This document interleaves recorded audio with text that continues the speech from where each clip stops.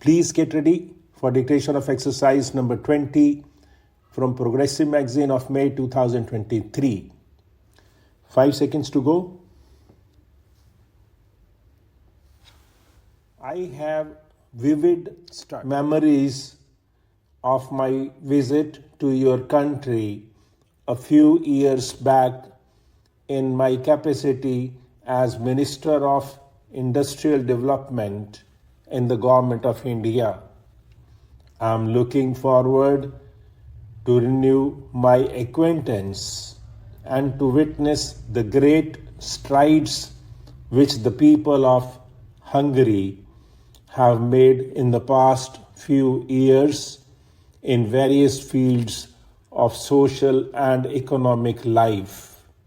We in India have always admired the indomitable spirit of your people, their courage and determination for building a better and brighter future for themselves. The emergence of a new economic social order in Hungary after liberation from the Nazi domination and the rapid all-round progress made in a short span of time, despite considerable odds and difficulties, has opened new vistas of economic and social progress at home and a valuable role abroad in the cause of promoting world peace and international cooperation. In this context, my wife and I feel particularly privileged to be with you as your guests in a historic year which marks the 30th anniversary of your liberation from the Nazi rule. 28 years ago, India became independent after long years of colonial rule, and we embarked upon the exciting adventure of building a new India and making freedom and economic justice a reality for the people of our country. Since independence, there has been a steady transformation in the national economy and the lives of our people, and yet much remains to be done. In the context of the size of our population and the magnitude of our problems of development and growth, we can only claim to have laid the basis for modernization and progress.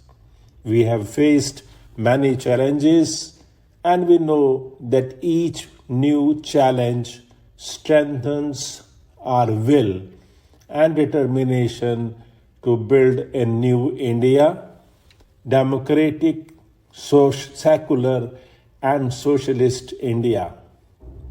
The people of India have resolutely rebuffed any efforts of the reactionary forces to bring about political confusion and economic chaos in the country.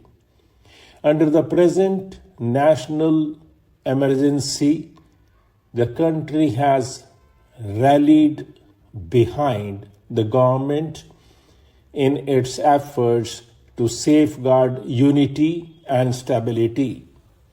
The new economic program currently being implemented in my country has already produced encouraging results which have brought relief to millions of people in the country.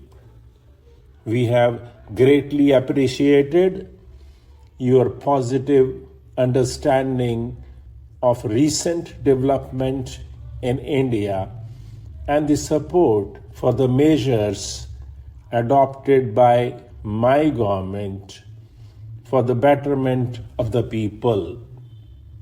It has been a matter of considerable satisfaction to us in India that the last quarter of a century of our bilateral relations has been marked by cordiality, understanding, and ever-growing cooperation between our two countries.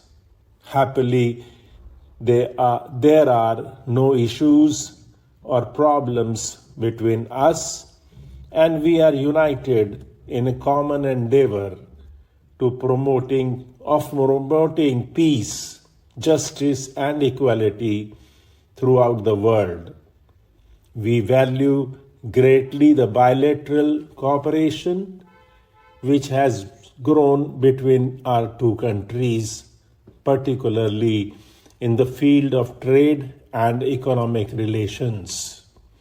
I have followed with great interest the work done so far by the joint Hungarian Economic Commission, and I am convinced that the future holds out promising possibilities of further expansion and diversification of our bilateral relations.